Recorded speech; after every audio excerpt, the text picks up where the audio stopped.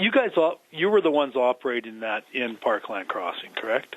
We've been operating it since February of 2025. So Okay, we've rented it, we've paid the insurance, and we've administered all the bookings and that type of stuff. And I know you're one of many who've been forced to leave there. So, what led to the decision to keep it going at your facility? Well, we're not actually being forced. The Church of Christ owned the structure, right, and they gifted it to us. The owner that bought the facility wanted to fight in court about that. He wanted that to keep that structure. He wasn't going to let us move it out of there. Oh, I didn't know that. Oh, yeah. Yeah, it's been quite an onerous process. He was not willing to let it go. And then recently, Dale Swanton, who's the Church of Christ lawyer, and he was their lawyer representing Church of Christ in the sale of the building, he somehow got the owner, who's I believe his name is Justin Bolio of Westgate Developments.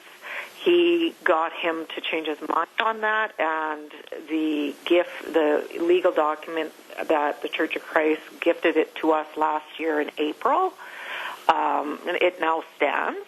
Okay. So now we're dealing with the original manufacturer from BC, which is called Orca Coast.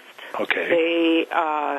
They have to come out and disassemble it. We'll have to transport it here and reassemble it in our facility, but we have quite a significant addition that we're fundraising for and filling out grant applications for. In addition to the structures? To the original structure, yeah. So okay. It'll be quite a bit. It'll be about another 35 to 40% bigger. Oh, wow.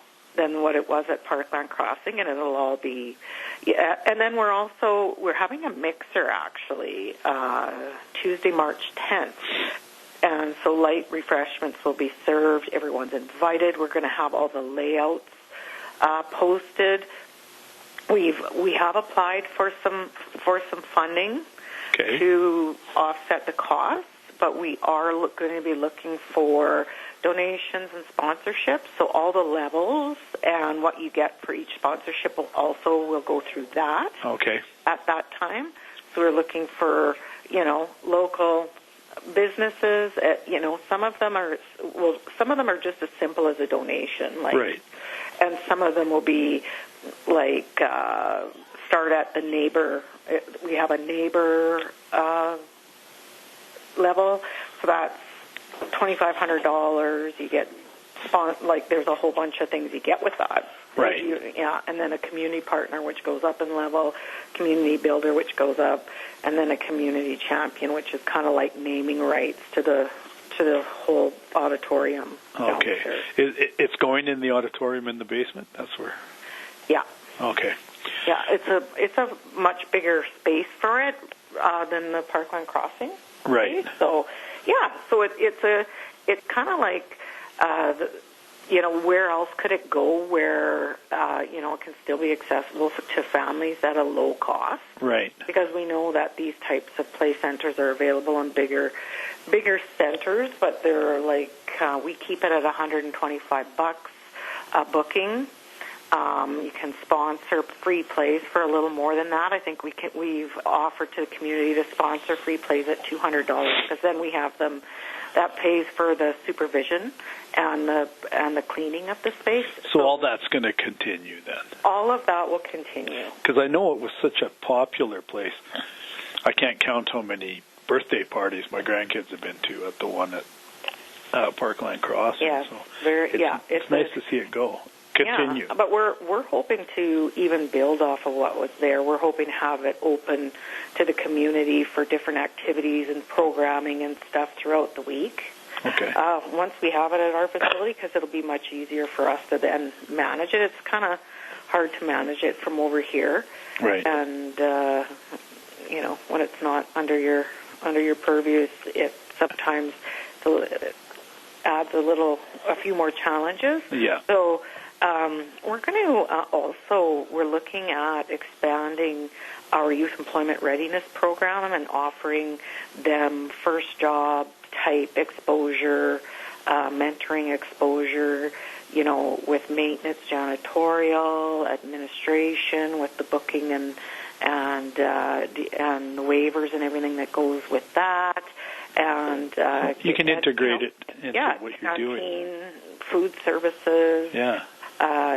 General maintenance, stuff like that.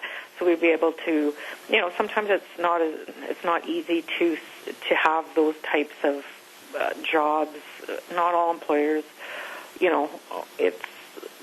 they don't want to take on that responsibility. So right. If we can offer have the opportunity to integrate it into our own facility, we feel like would be a great,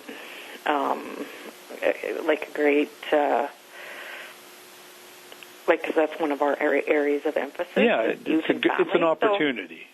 So we know that we can give those opportunities to our youth, and we know that many of our youth are with everything, all the fallout from all of the different things that are going on in the world in the pandemic, they seem, these types of opportunities are really valuable.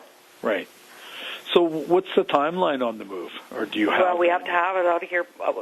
We have to have it out of there by May 31st. Out of there by May 31st. Mm-hmm. Okay. I don't know if I had any other questions about it right now. It was just I noticed your Facebook post and thought it was a great thing that it was going to keep going. So yes, absolutely. Yeah. Okay, so we'll go through all the fundraising and stuff in March when you get together and have an official release. But I'm just going to mention the fact that it's been saved and it's coming to the old church there. Right, and call it DNRC Community Center. Yeah, I will. I don't call it the old church. Also, we have a steering committee made that is looking after this initiative. It's made up of members from Fusion Credit Union. We've got somebody from Rotary. We've got DNRC. We've got Parkland Early Healthy Child Coalition representation, and So, that steering committee is going to be the ones working with us and helping us get these kind of things rolling and, getting them marketed and networked throughout the community so that we're able to have the funds in place to get it over by the end of May. Perfect. So, yeah. Good. Thanks a lot for your time. Yeah, you're welcome. Okay, have a good weekend. You too. Bye. Yeah, you too. Bye.